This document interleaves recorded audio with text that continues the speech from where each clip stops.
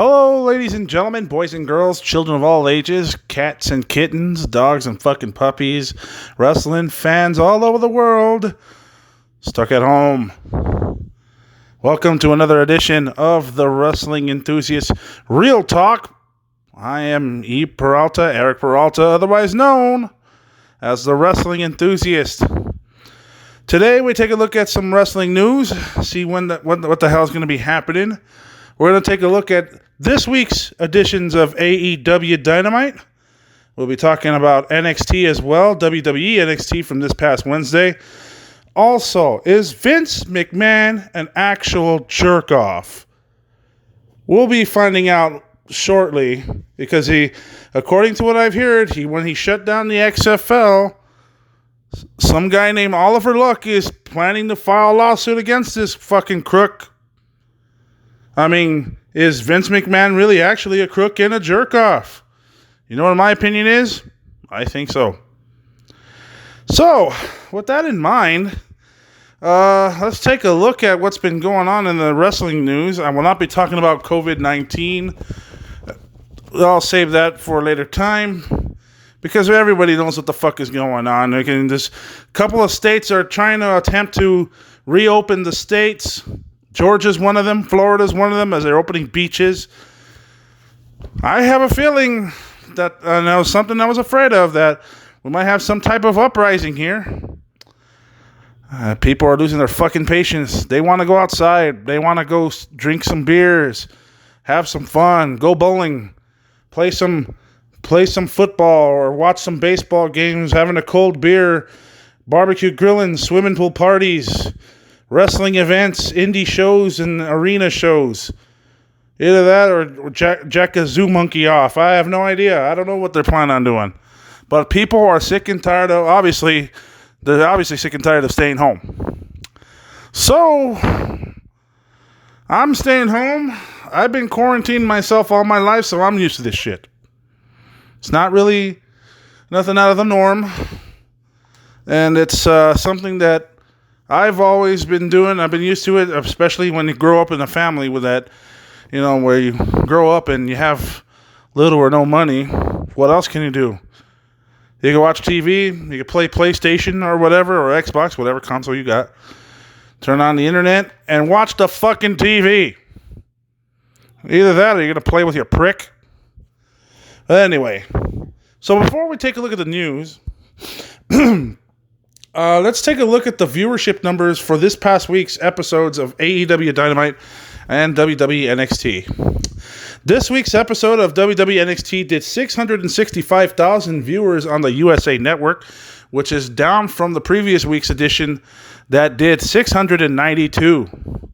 They drew a 0.18 rating in the key demographic of 18 to 49 demographic, which is up about from the previous 0.17. That's NXT. AEW Dynamite, however, on TNT pulled 731,000 viewers, which is up from the show last week that did 683,000, which they were beaten by WWE NXT. They drew a 0.25 rating in the 18 to 49 demographic, which is the same from the previous 0.25 a week ago.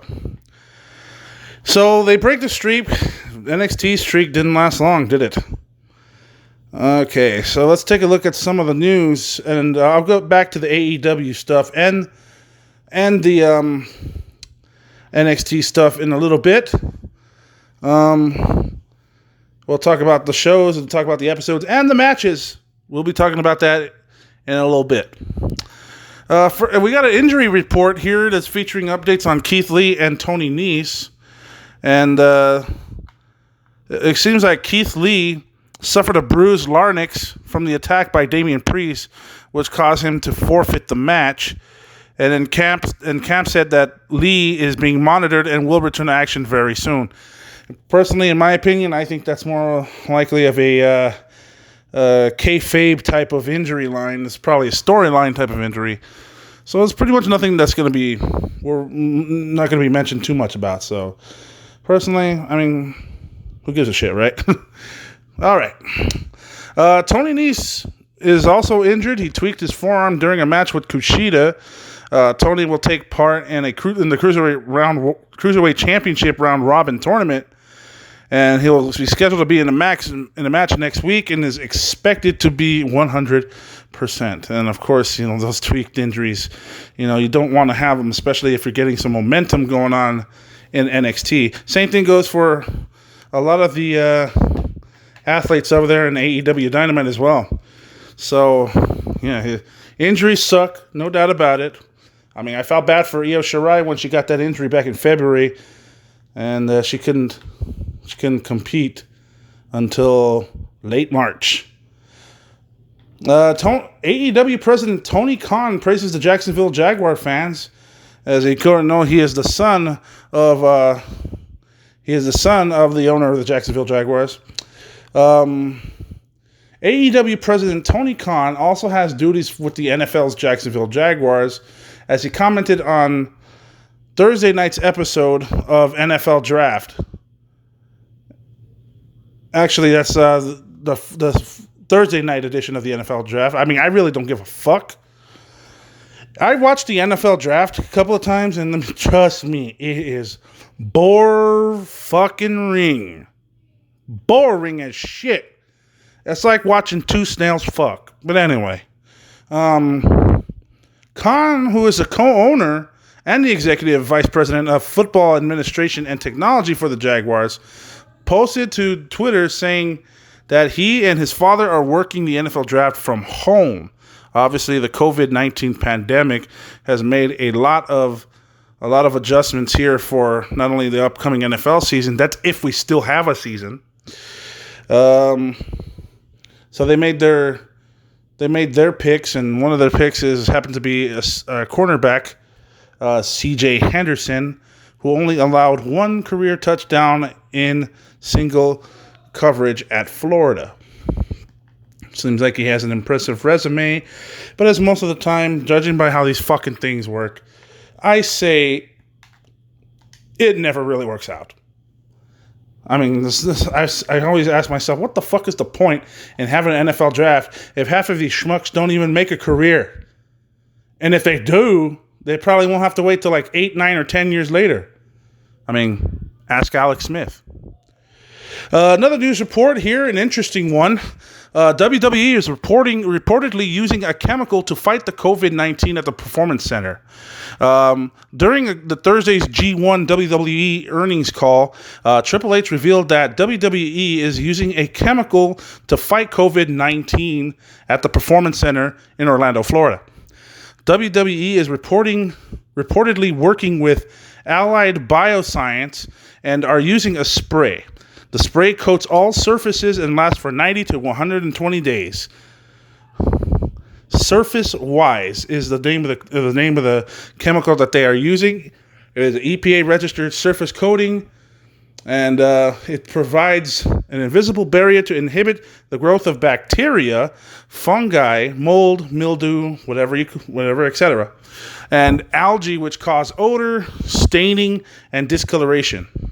This revolutionary coating has been demonstrated to provide continuous protection when used as directed on a variety of treated surfaces, including plastic, stainless steel, mattresses, rubber, drywall, painted surfaces, and textiles. Now, how long does it work? According to this thing, it says the odorless invisible coatings, while non-toxic to humans and non-aquatic pets, bond to the surface and creates a hostile environment that disrupts the cell membranes and prevents these organisms from attaching and thriving on treated surfaces. So apparently they seem to have some sort of coating system by a laboratory, and apparently this shit has not gotten word of to these fucking politicians who apparently have shut the whole fucking country down. Shame be that. And of course, it's really, really very stupid. I mean, it's like, what the fuck? If they could come up with shit like this, then we could be fine in public, motherfuckers. Cocksucking fuck. I hate them. I hate these fucking political bastards. See, this is false leadership. It's false leadership, I say, because if they're actually going to benefit every single human being that's out there in public, not just at home, they would give this shit out and protect us by doing simple shit like this. But of course, they only cater to the rich. Yeah, fucking assholes. Okay, moving on. Former WWE superstar Carl Anderson, who was let go by last week from last week's many releases, he is counting down the days until his WWE no-compete clause expires. Luke Gallows also chimed in, where you can see below in this Twitter that I have here. It's locked and loaded. That's what he says on Carl Anderson's Twitter page. And I look down, scroll down, and it says 85 days and 15 hours and 18 minutes. Well, he's pretty precise. This post was done at 5:41 a.m. on April 23rd, 2020. So, interesting. So, obviously, they've been itching to get the fuck out of WWE. Apparently so. Let's see. During today's 2020 quarter one, the WWE financials report, WWE revealed some of the following stats for WrestleMania 36 and the WWE Network.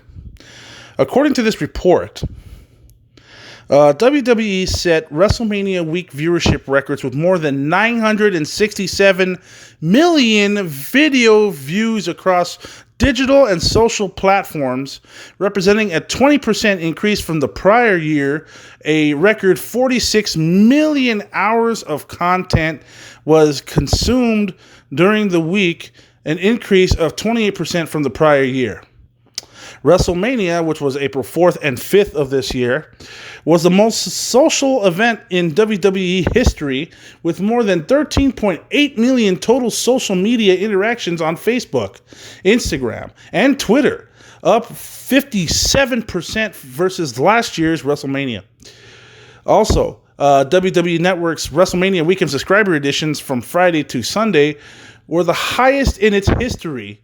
Total subscribers reached 2.10 million on April 6, 2020, which was up 5% from the day after WrestleMania last year.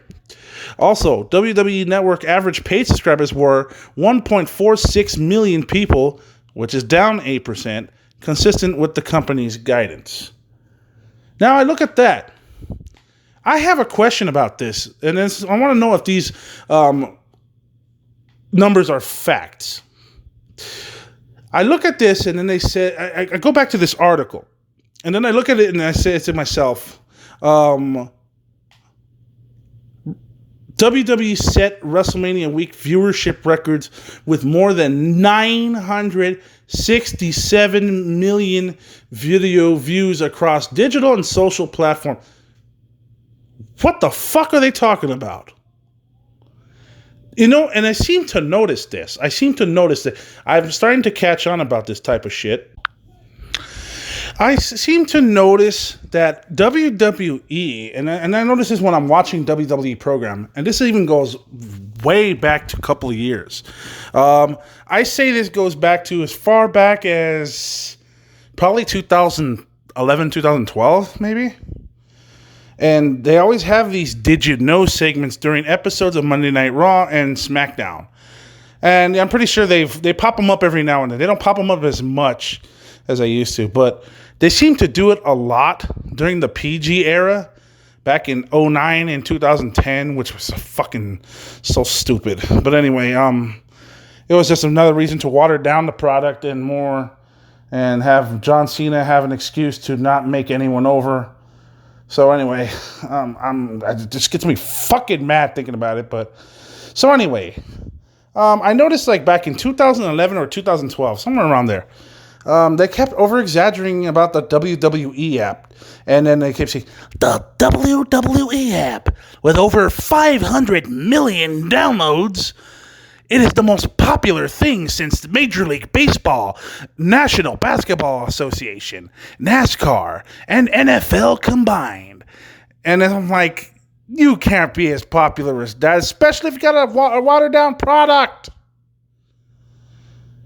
This right here, especially on a business conference call, has over-exaggerated the fucking numbers again. They keep doing this shit. Look, it doesn't fucking work. These goddamn exaggerated numbers. 967 million views on all social media platforms. And get the fuck out of here with that shit. Really? 967 million downloads?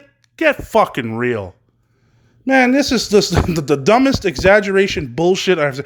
But they've been doing this shit for the past 8 or 9 years. They still haven't quit. I'm like, look, can't you see?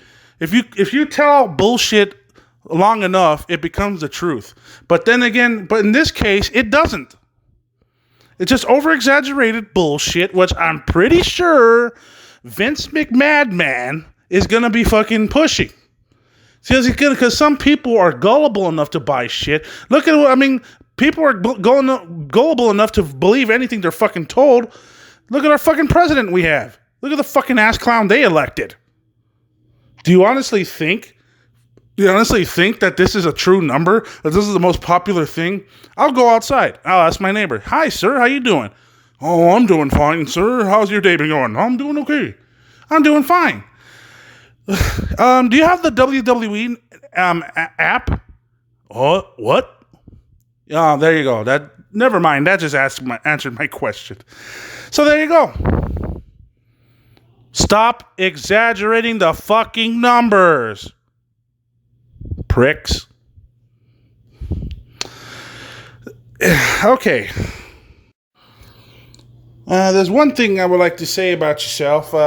Since we're doing this podcast, I would like to give a special shout out to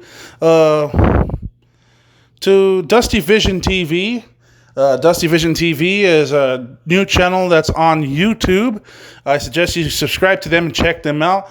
They have over hundreds of videos worth of interviews, exclusive interviews from old school hip hop artists and from gangster rap lives. Also talk about some certain topics that are too hot for normal standards. I suggest you check them out as Dusty Vision TV. Check them out on YouTube. Some of their videos are getting already 1 million hits. Go check them out. Dusty Vision TV. Subscribe to their YouTube channel and check out some exclusive interviews and quick podcasting and some interesting stuff there. I suggest you check them out. Once again, that is Dusty Vision TV. Please subscribe to them as they're available on YouTube. All right, now let's talk about NXT. Oh, I'm sorry. Let's talk about AEW Dynamite. Now, the last couple of weeks, they have been teasing about the AEW TNT Championship. They decided to do an 8-man tournament. And I have watched 2 matches so far. Lance Archer advanced to the semifinals, and Cody won his match, and he will be facing against the winner of Darby Allin and Sammy Guevara. And guess what? That quarterfinal match ended up starting AEW Dynamite. So we're off to a great start here. Tony Schiavone and Chris Jericho are doing commentary. And first of all, I'm going to say this. Chris Jericho is pretty fucking clever on commentary. I think he might be doing some of that shit. He's a great fucking heel. He knows how to talk on as a commentator, especially when he keeps promoting the Inner Circle. So here we go. Sammy Guevara and Darby Allin. I think these guys are phenomenal wrestlers. Sammy attacks with a dive, works over Darby Allin on the floor in shades of their pay-per-view match, which took place at AEW Revolution. So they all started brawling on the floor. Sammy breaks out a fucking ladder during the match, which is crazy. I'm like, well, it's like they're not really acknowledging the traditional wrestling rules in these matches. So, but I think still it kind of makes it more interesting in my opinion. So anyway, Sammy breaks out a ladder and then he tries to make a bridge at ringside. Then he lays Darby Allin on it. Sammy ends up heading for the top and then falls to a splash onto Darby, and it was a sick fucking fall. And both of them, I bet you, I cringed when I saw that shit. Because Sammy's head almost just bounced off that fucking ladder with Darby Allin coming, falling off of it. And it was a sick looking spot. It looked crazy. I cringed when I saw him land it. Wow, that was a crazy spot. I will give him that. Sammy was covering him because he brought him back to the ring, and I guess he was the least fucked up in that little sequence. He covered him for a 2 count. Ended up getting his shoulders up. So both guys are pretty banged up right here, right away. It was very physical, followed by some chops here and there by both guys. They're both banged up, but they're also both working hard. After several series of near falls, Darby heel hooked them at one point in the match. And then I think he worked an ankle lock of some sort, and then Darby started bleeding from the nose. Sammy kept fighting. They ended up slugging out again afterwards. And they were changing strikes here and there, left and right, and then move. Darby eats the barricade once again at one point in the match. And it was because he missed a suicide dive, and it looked fucking painful. It looked painful. I thought he landed head first into that barricade. But he was okay after that. But kayfabe, Sammy ended up rolling him back in, heads up to the top, then a 630 followed by a 2 count, which I couldn't believe it. And then after that, Darby make the ropes, and Sammy follows with knee strikes until Darby counters into the stunner, and then Darby Allin finished him off with a Last Supper. Fun match to watch, and this is a good way to start the show. So that was a 7.5 out of 10. This was potentially match of the night in this show. Darby Allin eliminates Sammy Guevara, and Darby Allin will face Cody Rhodes. That's going to be interesting because I remember the last time they fought each other was at Fyter Fest last year, AEW Fyter Fest. That was a good show. The start was a smart playoff on the pay-per-view match, especially the way they were wrestling at Revolution. They continued their little rivalry. These two got good chemistry. I mean, I like the way they worked. They worked well together, and they delivered a good match. It was great back and forth. So, it was a lot of fun. After the match, to the Hardy compound we go, and there's Matt Hardy with his broken gimmick with that.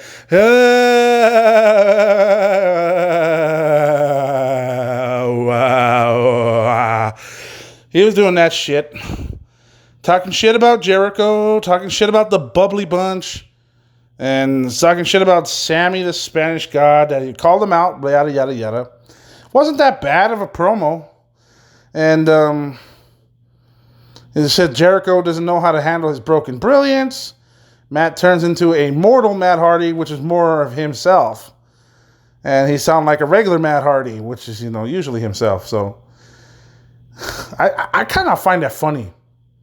I kind of find that funny that they did that. And he did that. And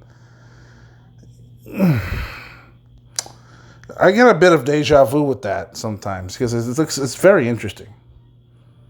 It kind of reminds me of Matt Hardy version 1, but at the same time, broken Matt Hardy, that type of shit. So we go to commercial after that.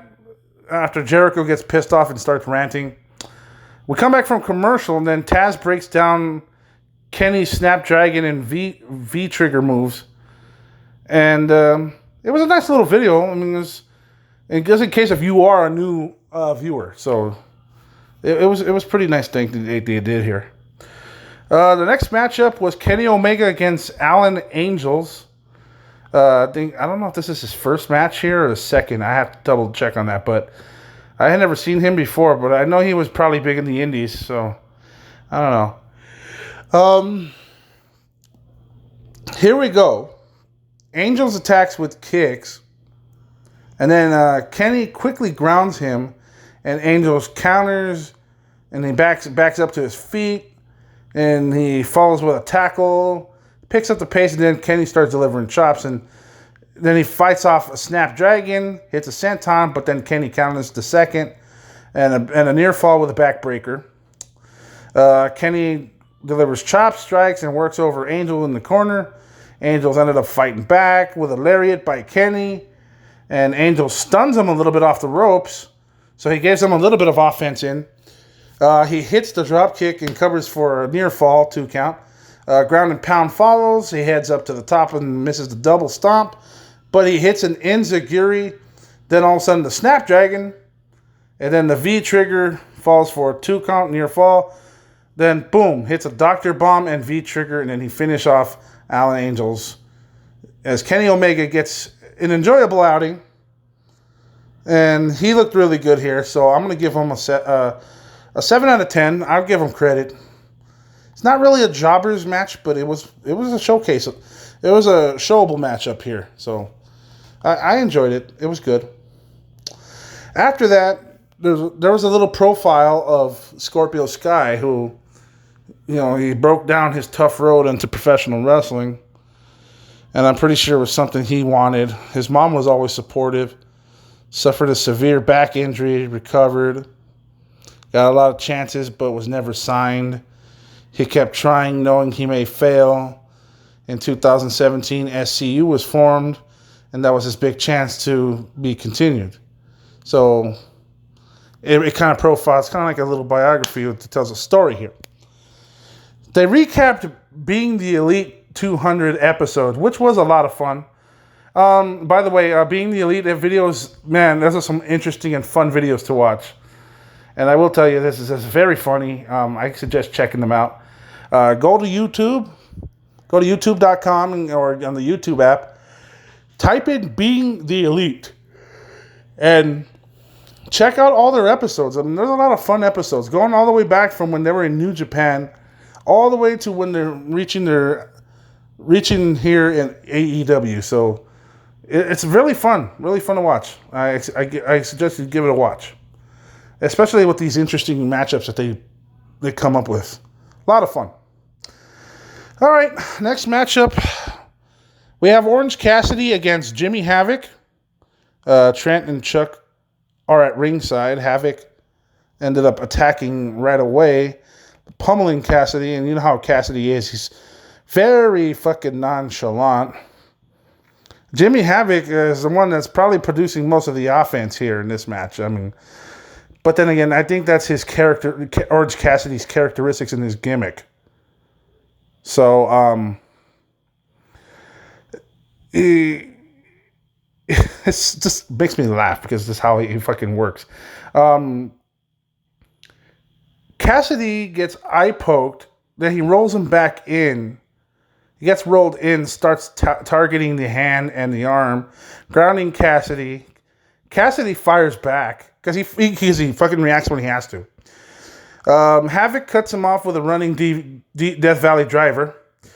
And then an uppercut gets for near fall.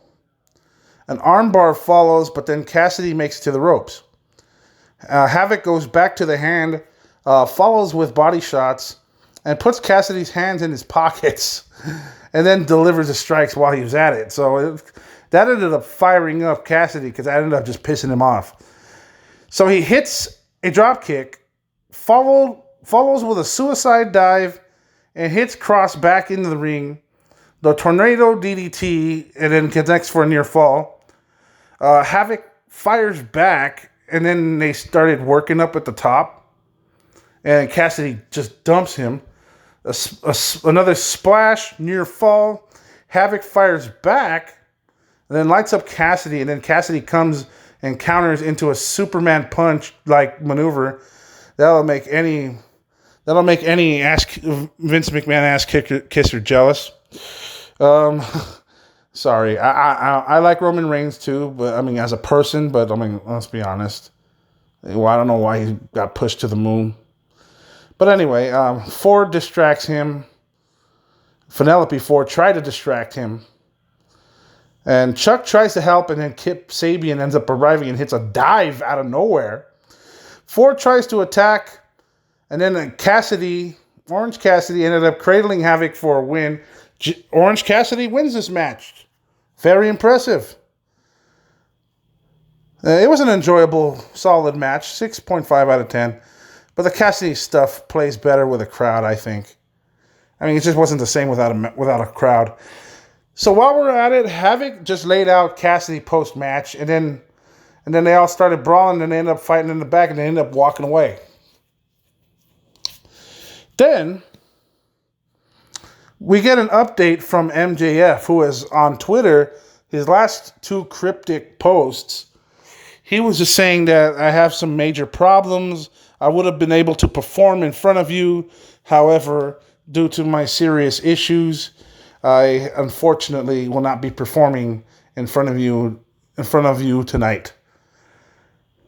Now, I'm scratching my head looking at this because I'm thinking to myself, he's got to be bullshitting with the fans, especially on his Twitter. He's not breaking kayfabe. He's actually being fucking... I mean, he's not breaking kayfabe. He's actually in character. So, he's just doing this shit. So anyway, we actually get a health update from MJF. He talks about dealing with something big, depressing, and that's the fact that he hasn't wrestled on TV. That was a little swerve.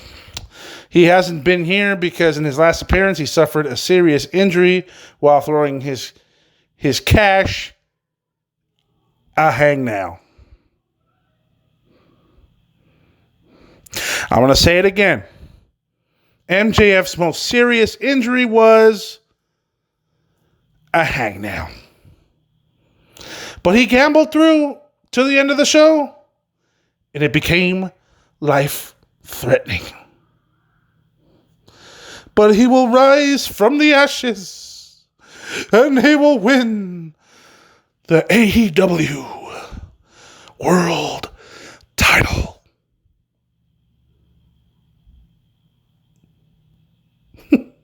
Let that sink in for a minute. All right, that's enough. That is a major heel move. It's a dick fucking move. But the reason why he's doing it, he's a fucking heel. He can fucking piss off as many people as he wants. He could torment them all he wants. Like I said, fucking gullible. I like what he's doing. He's basically breaking balls. That's what he's trying to do. Anyway, we have another match, and it's a jobber match. It's Wardlow against Lee Johnson. The way this match turned out is Wardlow just attacked Johnson. Johnson tried to fire back. Then he gets quickly power slammed. He tossed him around. Johnson couldn't do shit. He's easily cut off, straps her down, and then an F10. That's it. It was a squash match, 2.5 minutes to make him look good. I can't give a rating because it was not longer than 3 minutes. So, especially on a TV program. If it was a pay-per-view, I say 5, but I have my time limitations. But it was less than 3 minutes, so no rating. I'm not giving this a rating.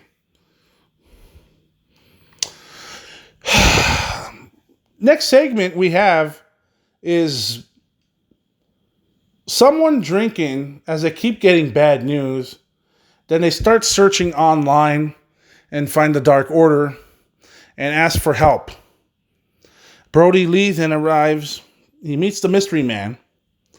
And it shows him like playing college football or being an athlete of some type, having a promising career. So yeah, he asks how all the man is. He's 6'2", weighs 240 pounds. Yeah, he played college football, and some people have success handed to them. Brody isn't afraid of success and offers the power of the Dark Order to this man. And he gives him a mask as well as a home. It's nice to see that the Exalted One is talking to some former XFL football players. Oh, too soon. Too soon. We were talking about XFL.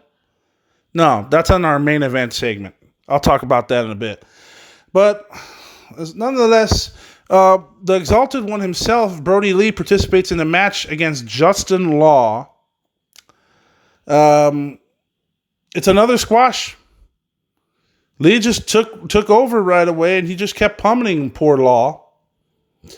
I think he killed him with a super kick, and then to get him a sleeper suplex, and chops him a hole, black hole slam, rolling lariat. That's it. Nothing else. What else can I say? Brody Lee killed a guy, while also continuing the tease of a match with Marco Stunt, because Marco Stunt takes a good look at Brody Lee, and then he starts taking a look at Marco Stunt. You know that's not going to end well. Best Friends and Orange Cassidy himself, they're backstage, and the Best Friends challenge Havoc and Sabian to a tag match. And it's a no disqualification tag match. So next week's AEW Dynamite is going to be mighty interesting. We'll see how this goes. We get the Bumbly Bunch again, and I got to admit, it's actually pretty funny to watch this. In this episode of the Bubbly Bunch, we get a sad Sammy Guevara and Ortiz, but his stuffed animals pep talk him as Hager tells him he's too beautiful to be upset. Chris Jericho tells them to be happy and dance, and Jericho offers him hand sanitizer as a price due a film fam. I'm like, what the fuck? I was like, God. They mock the TikTok deal as they all dance. Sammy goes wild, showing off. Jericho is pissed and says, "Enjoy your hand sanitizer, Sammy." Just goofy shit. This is some goofy ass shit. It's fun to watch though. And I like how they were mimicking that TikTok. I'm kind of glad they didn't do that one song. I'm a savage, classy, booty, ratchet, sassy, cutie, nasty. All you fucking Instagram thoughts are fucking playing that shit. Change the fucking channel. Let's move on. Another video package here. This is a fucking show filled with a lot of video package. I mean, I can't really complain too much because of the current situation that we're all in right now. But nonetheless, we get a Jon Moxley video package, and he said that he'll be here next week on AEW Dynamite. And they also promote Marco Stunt versus Brody Lee, Cody versus Darby Allin in the semifinals, Lance Archer versus, well, we'll talk about that in a minute, of the winner of the Dustin Rhodes Kip Sabian match. And then Kip Sabian, speaking of, will team up with Jimmy Havoc and take on Best Friends in a no disqualification match. So another video package, we get to hype the main event, and there's a little bit at stake here with this quarterfinal matchup. Dustin Rhodes stated on Road to the Elite, saying if Dusty Rhodes does not beat Kip Sabian in the quarterfinals, he'll retire from professional wrestling competition. So this main event match had meaning. So he teased retirement if he loses. So Penelope Ford is out there with Kip Sabian, and Brandy Rhodes is out there with Dustin Rhodes. So they're all at ringside. And the match begins. Dustin takes control early in the going. He's using some groundwork. Kip works with the ropes, then up locking up, picking up the pace. Dustin follows with the uppercut, and he follows through with an arm drag and grounding Kip again. Kip escapes, fires back, and controls with an enziguri and PK for a near fall of 2 count. And what I liked about this match, I mean, with him putting his career on the line, you think back and then you think to yourself, man, I sure hope he doesn't lose in the quarterfinals. That would fucking suck. And you know what? In my opinion, it would suck. I kind of like to see something down the road in this tournament. But I have a feeling they might have some sort of twist going on. I'll tell you that in a minute. So anyway, after watching this match, because this match was good, and there was a lot of checking up, and there was on the refs checks on Dustin after Kip Sabian targeting his knee because he kept favoring his knee, which I thought to myself, oh shit, Kip Sabian found a weak point, and he's going to attack Dustin Rhodes' knee. So Kip follows with a drop kick for a 2 count, and then Dustin gets in with like a cradle. But then Kip escapes and then picks up a near fall himself. Kip tries to keep him grounded. Dustin ends up fighting back. And then he gets a roll up. Then the knee strike and lariat by Kip connects for another near fall. There was quite a bit of near falls in this matchup. Not too many, but not too much. I mean, not too many, but not too few. Kip kept grounding him. Dustin ended up firing up and hits a desperation spine buster, which looked like he was actually suffering from fatigue there for a minute. He gave him some clotheslines, then a drop down uppercut and bulldog, which is one of his famous moves. A snap slam followed for a near fall. And then Kip countered back into a springboard. And then a springboard DDT. That almost counted as a near fall. After that, Kip started to get frustrated and started talking shit. And he started talking shit to Dustin. Then he laid in ground and pound. Referee started pulling him off. Referee Aubrey was pulling him out. Ford ended up coming him in because he was sculling Kip Sabian. Penelope Ford got in, and then Brandy ended up spearing her. And then Dusty follows with a destroyer and then ended up pinning Kip Sabian 1, 2, 3. 7 out of 10 for this matchup as Dustin Rhodes ended up moving on against Lance Archer in the semifinals for the AEW TNT Championship Tournament. And this was good, I thought to myself, Dusty winning is the way to go. It's a go on to face Lance Archer. And Kip is a guy with a lot of unrealized potential. And trust me, when I say he has unrealized potential, he has lots of it. And I think a lot of people should be paying attention to his work ethic around there somewhere, because sooner or later he's going to have some sort of title run in the future. I don't know if it's tag team title or AEW title, but whatever title it's going to be worth noting, that's for sure. Working with a guy like Dustin is a great thing for him. It's going to be put it on his resume. And, he's going to skyrocket his way in his career in professional wrestling. Hence, if God forbid, he doesn't get injured. This week's episode of Dynamite was good. I mean, I think it was better than last week's. But it was still good. It was enjoyable. Tony and Chris are so fun in commentary. I like Chris Jericho's commentary. They continued giving the right people wins in the TNT tournament.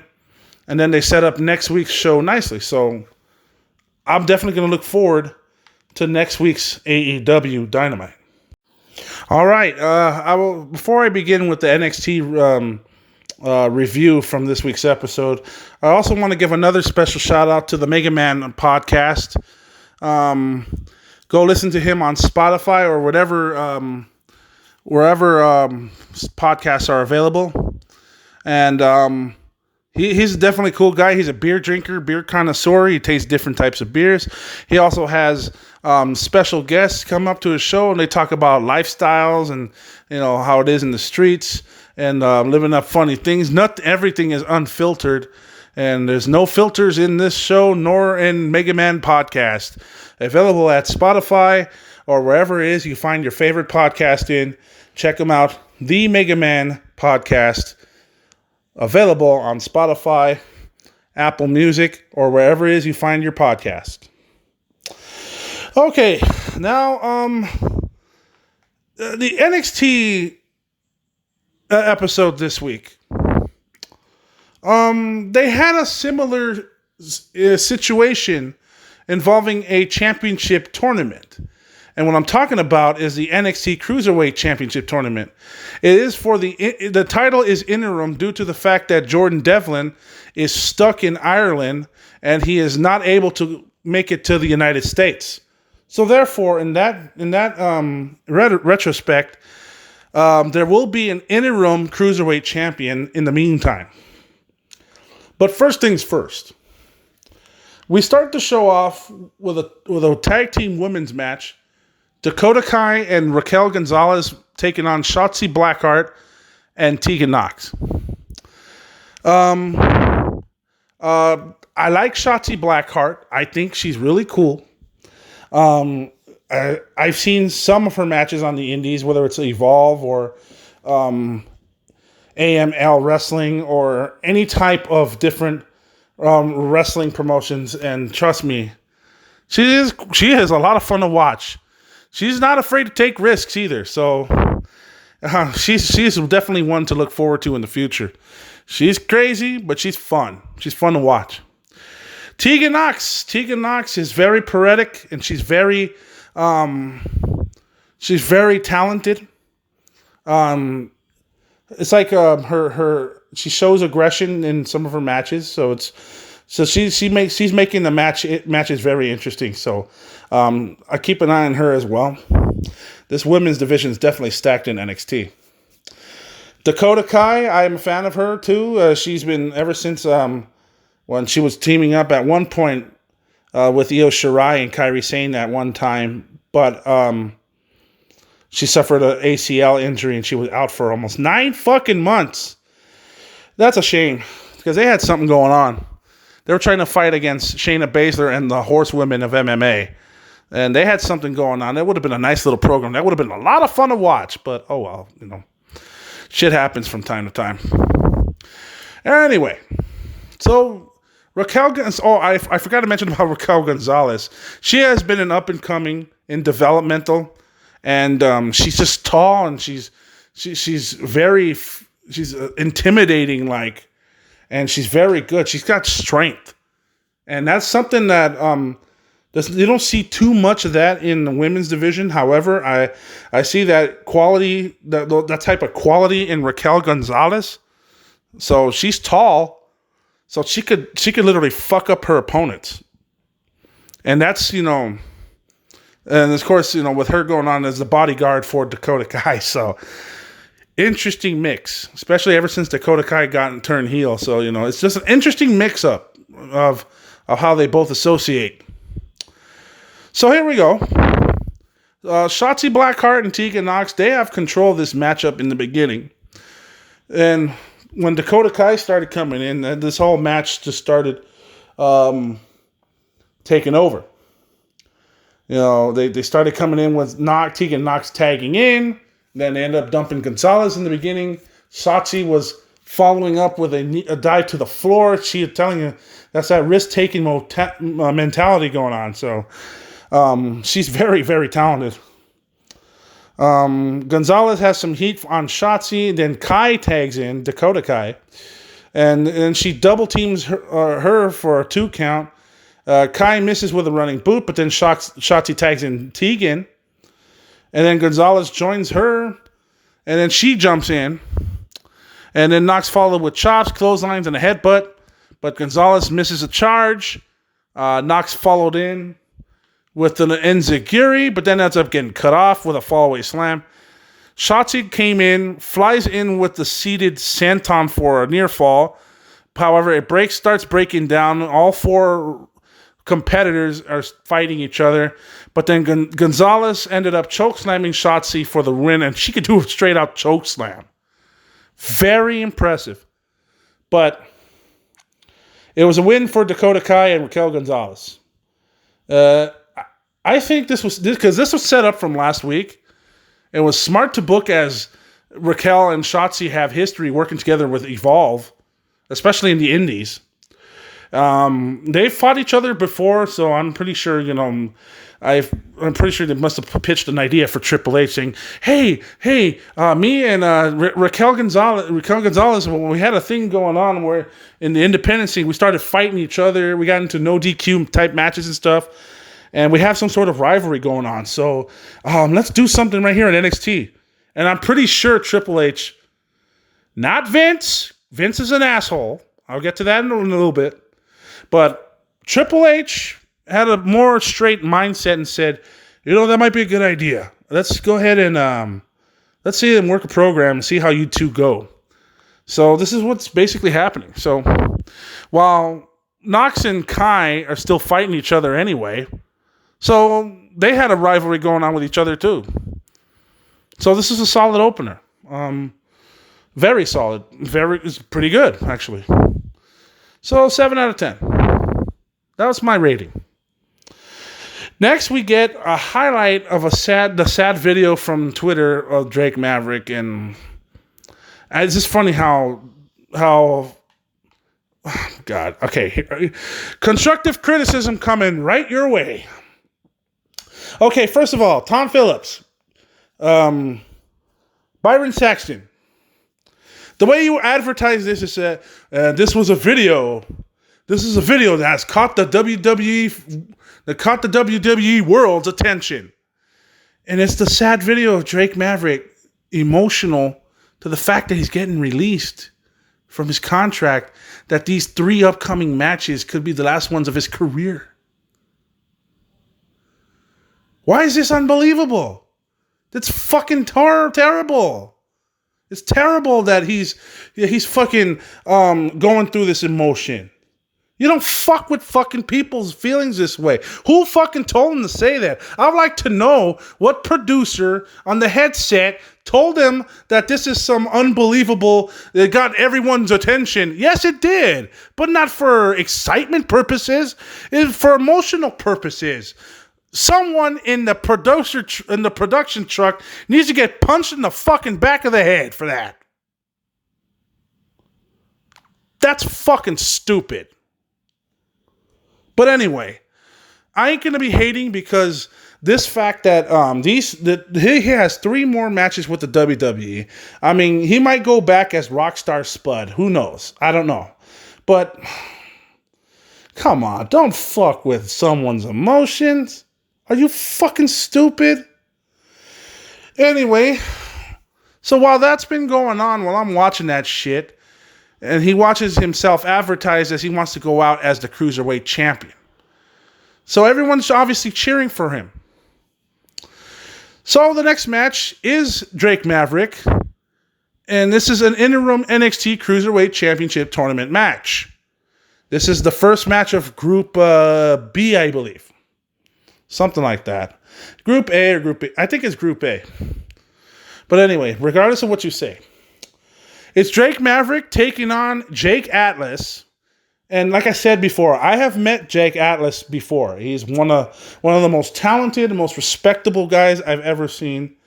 Comes from they build him as Los Angeles, California, but he's from El Monte, California, which is a neighborhood that I am very familiar with. And I used to work there. I used to work as a security guard over there at one point in my life, and I've known a lot of people. I know how they are, and and there's a lot of familiar faces, regulars that go into that shop. But anyway, that's another story. But I'm very familiar for where he's come from, and I've seen him wrestle at PCW Ultra in the Independents. He is a very, very talented wrestler. He's gonna break barriers. So keep an eye on that guy. So Jake Atlas takes on Drake Maverick. And the way this matchup starts with the lockup, and then Jake Atlas was controlling earlier on, and Drake was trying to do his best to counter back, and then they ended up in a standoff. Drake shot for a takedown. So he was grounding Jake until he escaped. Drake followed up with leg kicks and then a drop kick, then a hurricanrana, and Rana's Jake into the floor. Back in, and Jake cuts him off a little bit. And he gave him a backbreaker. And he started targeting his back. So apparently Maverick has a weak spot here. There was a couple of strikes, kicks, and uppercuts, and it's very physical, this match. It wasn't the most physical matchup, but it was very, very good. It was very, very talented. I mean, these guys are showcasing. So I give lots of credit to both guys. So Drake Maverick tries to trip up Jake, gives him a running boot, and then he connects as the drop kick with a tequila sunrise. Then he followed up until Jake escaped again. Then a tope suicida by Drake, and he backs in, and then on the top rope with an elbow drop, and then gets a near fall. It didn't work. So then Jake counters with a sliced bread, hits a super kick, and then Drake fires back with palm strikes. Then they work up top, and then Jake counters the hurricanrana, and then hits a cartwheel DDT from the top rope, and then Jake Atlas is victorious over Drake Maverick. And this match was a 7 out of 10. Very good, and it focused with a cool finish. And it was the cartwheel DDT, or as Jake Atlas once called it, the LGB DDT. That's what he called it, I believe. LGB DDT, something like that. But he doesn't have an official name on it yet. But I think it's going to work. It's going to work with something. So just keep an eye on Jake Atlas in the future. And then after that match, Jake is congratulated on his victory. And he says he is on top of the world right now. He wanted to say something to Drake. But Drake just ended up going to the... He ended up just going to the back, distraught, obviously. Jake said Drake gave him a hell of a fight. So 1 down, 2 to go. Rightfully so. Very, very, very interesting match. We got a video package of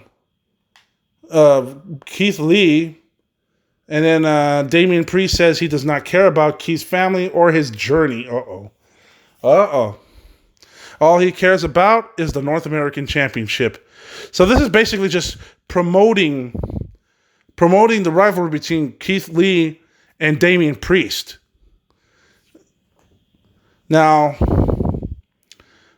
I like to think of this as a main event for an upcoming episode of NXT. So what ended up happening is they ended up promoting that NXT Damian Priest versus Keith Lee will main event for the North American Championship. So we got a lot to look forward next week here. So while that was going on, and after they showcased that, Tony Nese and Kushida ended up commenting ahead of their match. We have another interim NXT Cruiserweight Championship tournament matchup, which is featuring the two of Kushida and Tony Nese. So, Nese started the matchup early, started talking shit, and then started posing. Because I believe in this one, I believe Tony Nese is a heel. If I didn't know any better, that's what it looked like. Kushida scrambled, and then he worked into a standoff, but then Nese quickly grounded him. And Kushida countered and attacked the arm to the ropes. And Kushida followed with strikes. Then cheap shots Nese, and then he stuns Kushida over the ropes. Very, very good. I mean, this is a lot of back and forth going in this matchup. It was very, very good. Midway through the match, there was a springboard moonsault that missed, and that was by Tony Nese. And then Kushida hits the backhand handspring elbow and then cartwheel dropkick. And then he starts attacking the arm, a little bit. It started like going up a little bit onto his arm to try to get some sort of armor. Then he started kicking him and then countering back. Then Kushida gets gets the hanging Kimura, and then Nese ended up powering it out. And then into a suplex, counters it up, and heads up to the top. Kushida ended up following, but Nese shoves him off, and then the 450 splash follows, and he ends up getting a near fall. I was like, damn, very good shit. Then Kushida started firing back with the show tie, and then hits another, and then heads up to the top again. They've been using a lot of top rope maneuvers in this match. It was very high risk, but at the same time, it was very fun. On the other hand, Nese cuts him off and then follows him up, but then Kushida ended up countering into a Spanish fly, into a hoverboard lock, and then Nese is done. Tony Nese is defeated by Kushida in a match that was just as good as the previous one with Jake Atlas and Drake Maverick. So 7 out of 10. So after the matchup, we got a backstage with Matt Riddle and Timothy Thatcher, which are interviewed backstage. Riddle says he loves tea time, but misses Stallion Pete. Thatcher says he likes to make people tap, while Riddle likes it when people are knocked out. Riddle says Tim's green eyes remind him of Pete, but Tim says his eyes are brown. Matt says they'll show the world next week how beautiful Tim is. Not to make a joke or anything here, but I kind of felt creeped out watching that promo, especially how they gone off to that one. Okay. So after we get a Killer Cross video here, and you see the feet of Scarlett Bordeaux, and that's after Killer Cross, or excuse me, Karrion Kross ended up attacking Tommaso Ciampa. Now, off to the Garganos. As John says that his fairy tale ending came true, and he married his Candice wrestling. He got another fairy tale ending when he became the first Triple Crown winner. Nobody believed he'd be the heart and soul of NXT, or that he was better than Ciampa, but he did. Candice joins him and says she also believed. Johnny says that was real fairy tale, was believing that being nice was the road to success. His kindness was taken advantage of by Ciampa. Ciampa was a dirtbag and got everything handed to him. He's sick of waving the NXT flag on top of a mountain of appreciation. While Candice says she's also unappreciated herself. She is the big sister of the locker room and puts those women ahead of herself. But she will no longer eat second. They have food, and Johnny tells her to eat first. Then they only trust each other. And their plan is to reign together as a women's and NXT champion. The first married couple to do so. They, the good guys, win. And we will get what they deserve. Wow. I start going on with my wife and it's all about me. That's neat. Fucking crazy.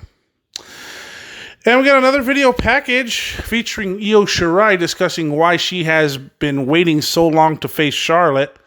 She will destroy the castle where the queen lives because she bowed down to no one. And then Drake Maverick is interviewed. He's in tears and says Jake Atlas is great. Everyone is fighting their opponent, but he's fighting his opponent. And that's just the way it's just the way it is, and oh boy, they're really milking this. Maybe people were right about him too. So now he's getting a depressive state of mode, and now there's been some sort of guilt going on here. That's a shame.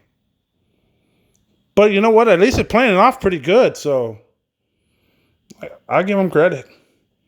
I don't know. Why does Vince McMahon have to fire his ass? I have no idea. Prick! All right.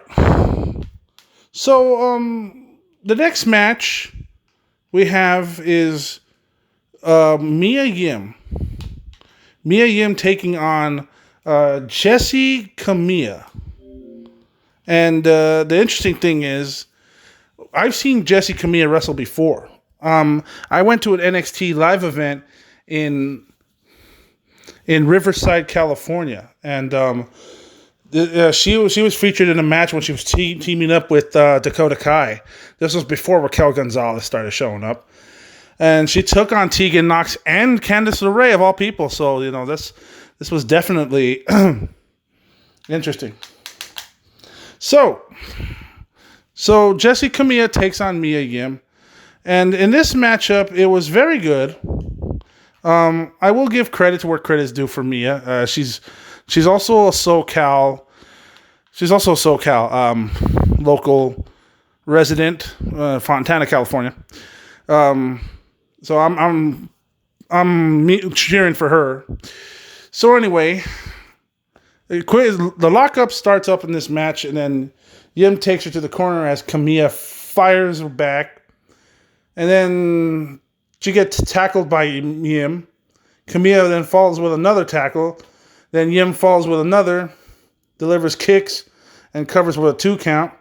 Yim delivers knee strikes, but Camilla counters back and then covers for a 2. It was quick ground and pound, clubbing strikes, and then Yim fires back. Camilla follows with a twisting elbow drop, gets a near fall. Yim fires back with clotheslines and an STO and a protect your neck to finish it. Mia Yim defeats Jessie Camilla in 3 minutes. This match is a 5 out of 10. It was a good, nice little win for Mia, and it makes her build up towards Charlotte Flair. Speaking of Charlotte, she arrived, and then she reminded Mia that she wants a match with her, that Mia says it would be an honor to face her. Charlotte thanks her for helping to make her a star 5 years ago. She calls Mia a good hand and hopes to return the favor this week. There was some stank on that backhanded compliment. That's for sure.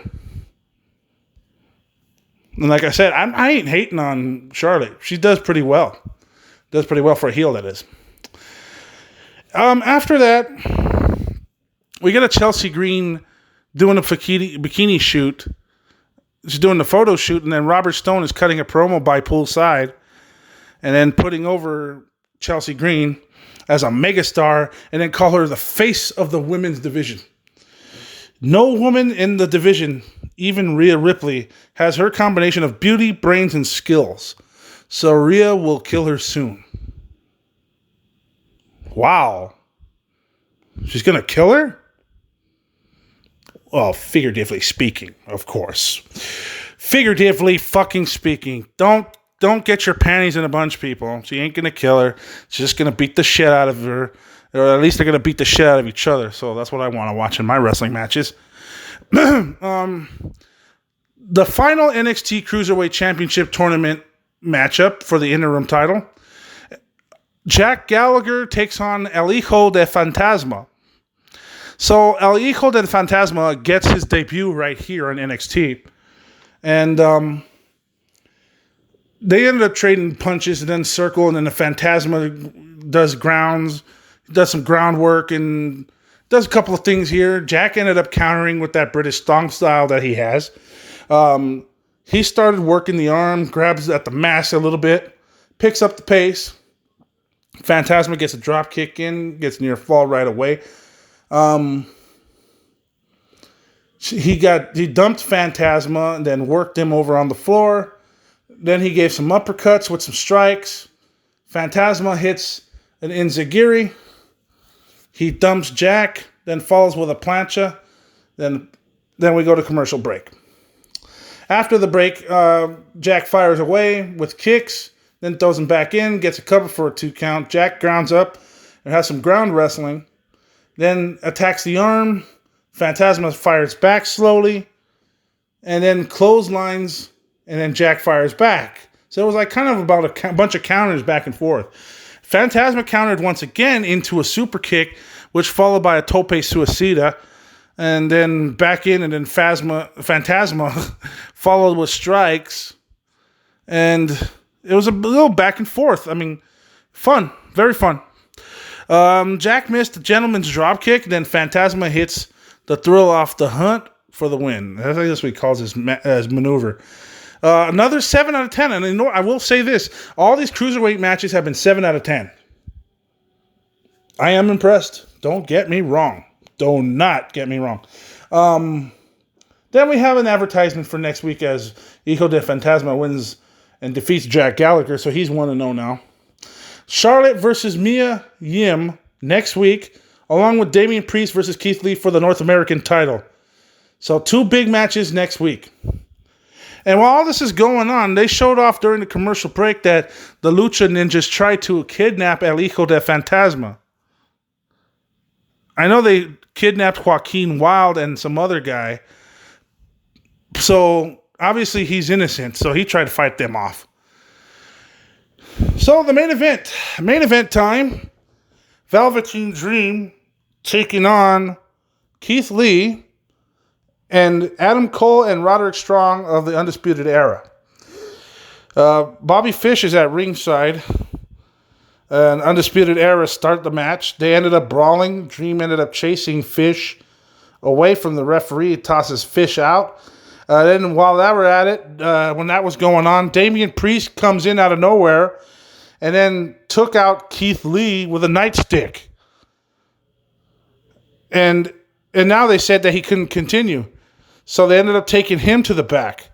So they went to commercial break, and then when they came back, Velveteen Dream ends up fighting Adam Cole and Roderick Strong. It was basically a 2-on-1 handicap match. And after several near falls, all of a sudden, Dexter Lumis comes out of nowhere and then wants to be Dream's partner. That guy's a creep with a Stranger Themes cast. So I say, hey, Stranger Themes. He suddenly joined this fucking match. So anyway, Dream was countering while he was getting in trouble. Hits a Dream Valley driver and then tags in Loomis. Then he starts attacking the Undisputed Era, hitting Adam Cole and Roderick Strong. He works over Adam Cole. And then spinebusters Roderick Strong. Fish ended up coming back, ignoring the referee's orders. And then Loomis hits a cannonball to the floor. And that was a crazy, crazy risk maneuver. And then Dream pins Adam Cole with a purple Rainmaker. And Velveteen Dream, with Dexter Lumis, defeats Adam Cole and Roderick Strong. And albeit a bit messy, this was okay. It was good. I mean, it felt a little unfocused, but because there was so much shit going on that you couldn't really focus on it too much. And I feel like they were serving too many storylines here all at once. They tried to advance the Keith Lee, Damian Priest situation. Then they tried to advance the Adam Cole, Velveteen Dream situation. And then they tried to turn Dexter Lumis into a playmaker. And also, I think continuing with the Dream push right now, well, I mean, I hate to say it, but we need the fucking crowd there. We need the fucking crowd. Because it seems like during these empty arena shows and these empty arena matches, I don't know how to think of this. It appears Loomis will get a chance.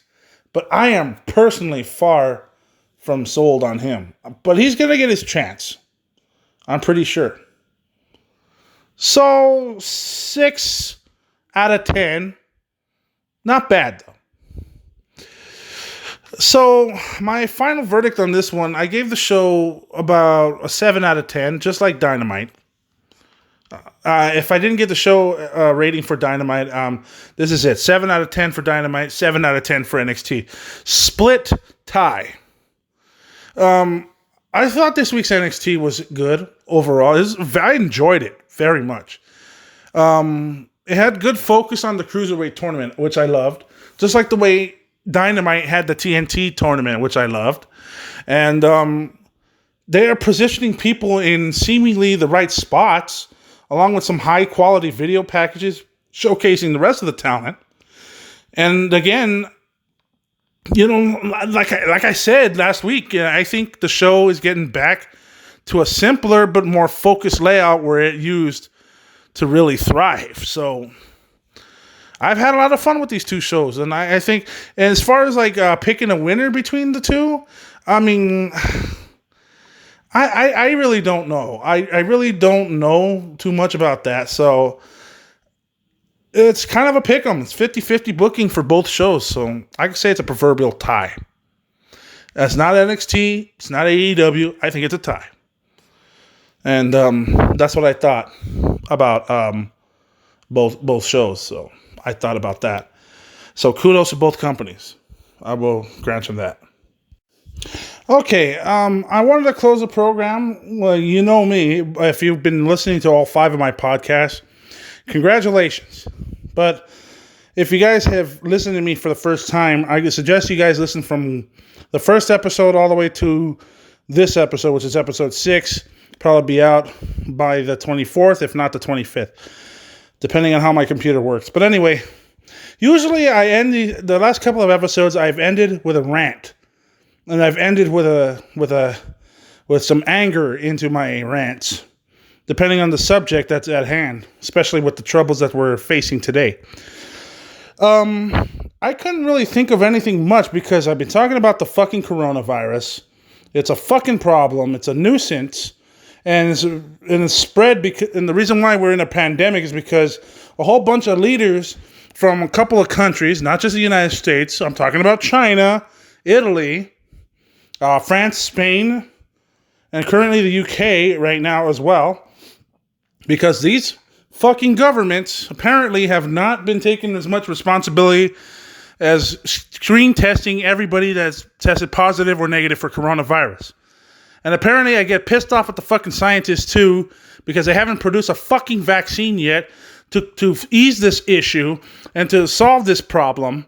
And I'm pretty sure they have a fucking vaccine for it, but they don't want to fucking make it public because they want to keep controlling the fucking economy, which just proves to me how evil the pharmaceutical fucking companies are.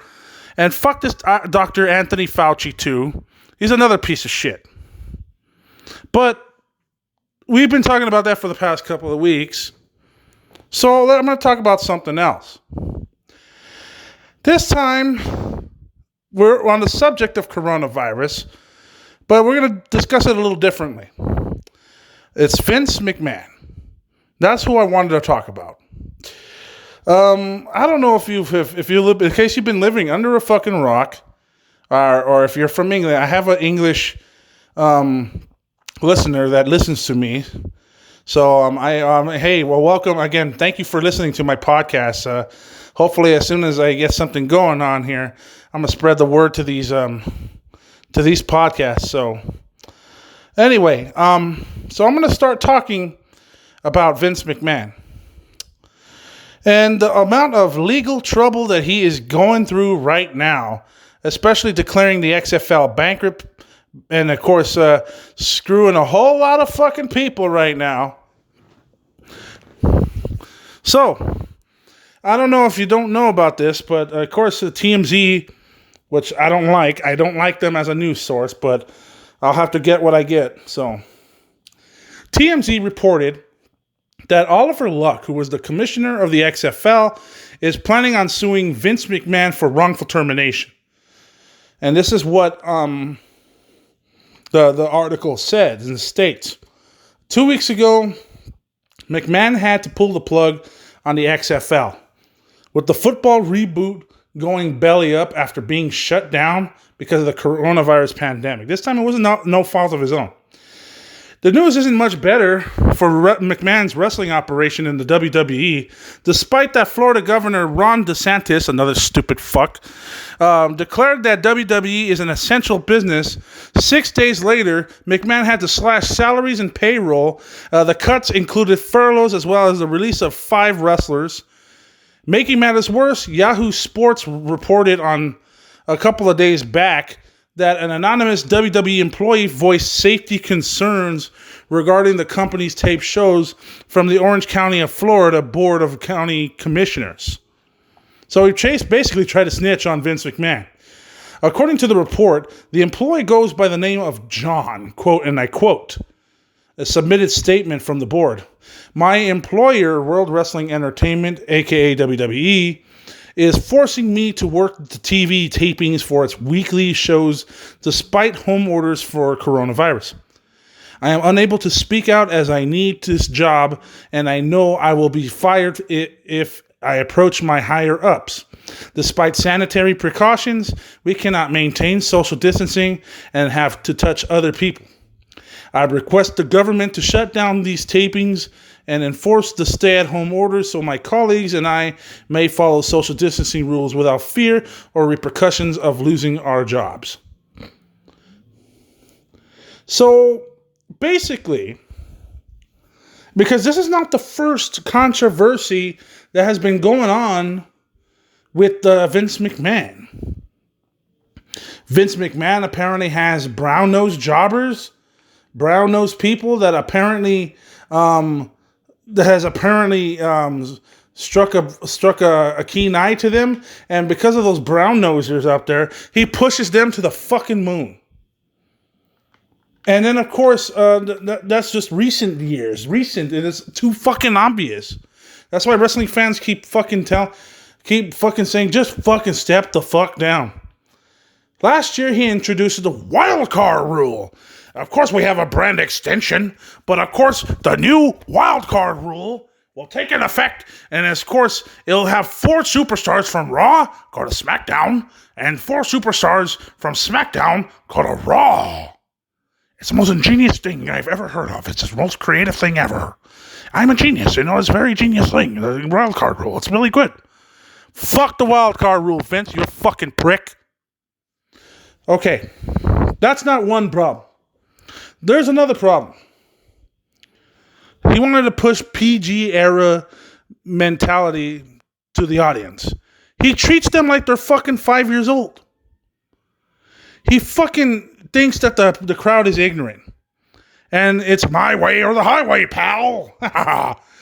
Shut up. That's how he fucking sounds. And, you know, I do not like this motherfucker. I mean, I like him to a certain extent. Yes, he's a genius. Yes, he's a pioneer for wrestling companies. Yes, he's a very good advertiser. Yes, he turned a company into what it is today, thanks to Hulk Hogan and Bret the Hitman Hart, Shawn Michaels, The Undertaker, Stone Cold Steve Austin, The Rock, John Cena, Randy Orton, Edge, and then modern day superstars Seth Rollins, Becky Lynch, Roman Reigns, Sasha Banks, Charlotte Flair. You know what I mean? And yes, you know, I think guys that deserve push like Kevin Owens, Sami Zayn, Finn Balor. And I think a lot of these guys up and coming, you know, they're starting up. Yeah, I like the Viking Raiders. Yes, I like the Street Profits. Yes, I like the Kabuki Warriors. Yes, I like Bliss Cross Applesauce even. I like this little tandem that the Boss Hug Connection are doing, which is Sasha Banks and Bayley. I like what they're doing. But I also like the new upcoming stars. Io Shirai is one of them. Bianca Belair, Shayna Baszler, Tegan Knox, Dakota Kai. I like that they got Shotzi Blackheart. I like the fact that they got Chelsea Green. And, you know, so many talented women out there. This is the strongest women roster I have ever seen in the WWE. I have ever seen them. But only some of them are getting... I mean, Charlotte Flair, I ain't hating on her. But some of them are only getting a certain push and they only didn't take it so far. Fucking shameful. And then the men's side, it's no better. Look at Ricochet. Ricochet was given a push. Only to get fed by Brock Lesnar. And then defeated in 2 minutes. Say he ain't shit. Just because he's a UFC fighter. Let's feed him the fucking blockhead. Getting paid $10 million a year to sit on his fucking ass. Fuck him.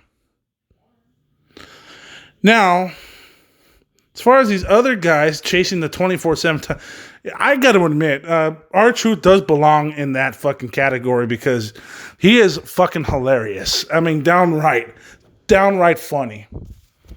I give a lot of credit to Akira Tozawa. I like Cedric Alexander. Angel Garza, they're doing a good job, and especially with Andrade since he has that rivalry going with Rey Mysterio. But see, here's the thing. There's a lot of talented guys out there. And they're just keeping the NXT guys and they're tossing them aside. You think they make natural athletes. Vince doesn't see it that way. That's not wrestling. It's sports entertainment, pal. Oh, you got to go by the rules. If not, you're fired. That's how he always says. But you know what? When I saw the Vince Mr. McMahon character that he produced, I think to myself, I mean, he fucking comes like that. He talks like that because, well, maybe that's just his character. But now I'm finding out, no, that's how he actually fucking is, in my opinion. Yes, he'll stop for an interview. Yes, he'll stop to answer certain questions. Yes, he'll fucking go on certain shows and, and maybe he'll talk about his company or whatever. We're a sports entertainment company, and we're going to have... Yeah, fine, but there's a lot of bullshit behind the curtain in his fucking brain.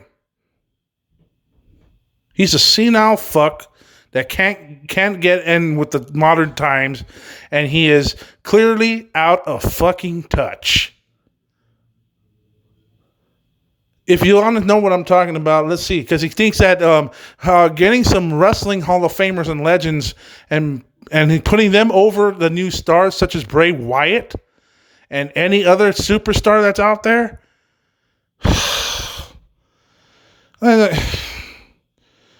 Oh, yeah. Let's not forget. He took out some blood money like the way he did with the Saudi Arabian shows. 2 Saudi Arabian shows a year. And we only went to 1 this year. He's supposed to do another one back in September or October. But probably won't happen because this pandemic is still running fucking rampant. This motherfucker thinks that anything's going to be possible. Bull fucking shit. We can't predict the future. Now, I am fucking mad at these politicians because they're not doing good enough job to require people to be tested, nor should they be medicated. Look, I have an idea. I think the idea is we should donate plasma, and then for sure, I'm pretty sure we might be immune to this fucking coronavirus shit. Otherwise, we'd be open in public right now. Fucking douches. Anyway, so how many times has Vince McMahon actually been in fucking legal trouble? Besides the steroid abuse of the early 90s, besides Dr. David Schultz slapping the 2020 reporter, which I will say he did deserve, by the way. And then, of course, the Owen Hart tragedy, the Eddie Guerrero tragedy, the Chris Benoit tragedy. So many tragedies. It's a tragic figure. And I don't know how he's able to keep a job. And much less the sexual abuse thing about that Pat Patterson bullshit, which I don't really want to talk about, really. But, at least not in this episode. We might talk about that some other time. However, when it comes to certain things, what is it with him? Like, what the fuck are they trying to prove here? And I got some independent investigators investigating the matter. He seems like a real trustworthy guy. Not. Never trust a fucking billionaire if they're going to keep their fucking money all to themselves and they're going to be a bunch of stubborn pricks. And you know what? I hate to say this.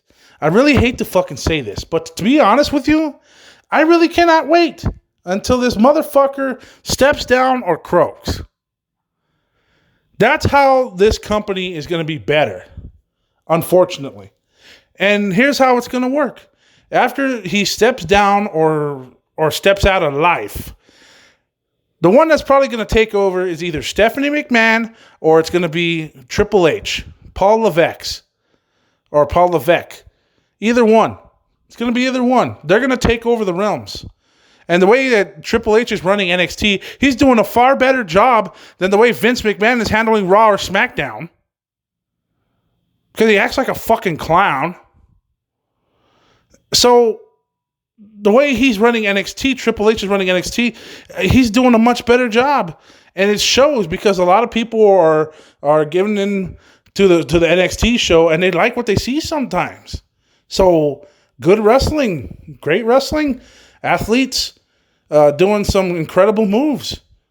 So, they want to see some excitement. They don't want to see no bullshit, especially scripted fucking promos and fucking waiting for a goddamn pop to an empty arena. Good God, stop that shit. Just fucking stop. It's cringeworthy. Fucking cringeworthy. I'd rather sew my butt cheeks shut than to see a fucking interview backstage where they say, with me at this time, the Intercontinental Champion, Sami Zayn. Pause for 5 seconds to wait for a pop. Now, Sami, you're going to be defending your title against Shinsuke Nakamura. I'm just improvising here. But you know, and then the promo begins. I'm like, come fucking on, dude. This shit has got to stop.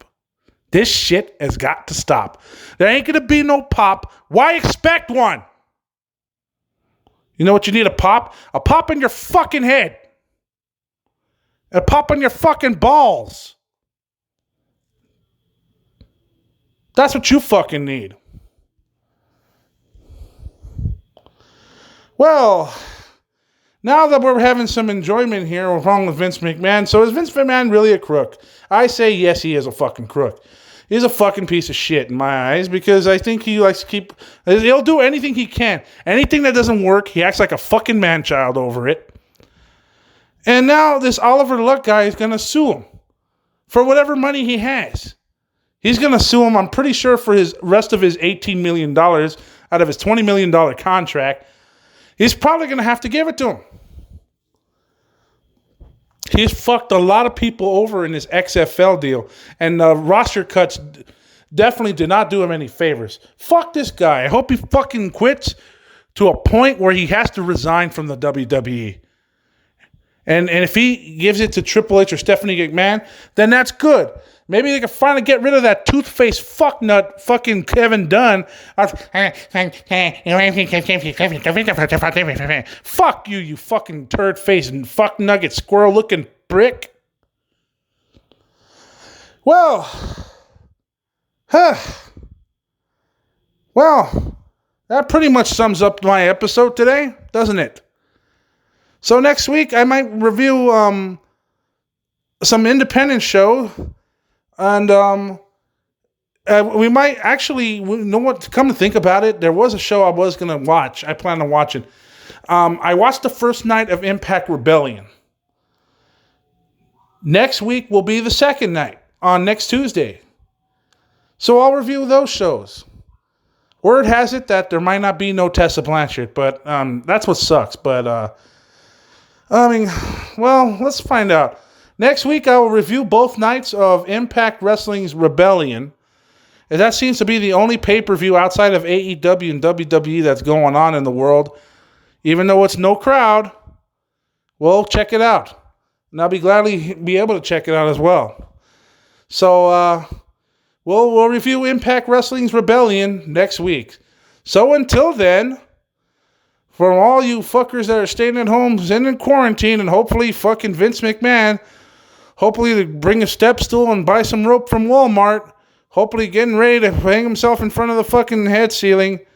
This is Eric Peralta reminding you to wash your ass. I'll see you guys next week. See you then.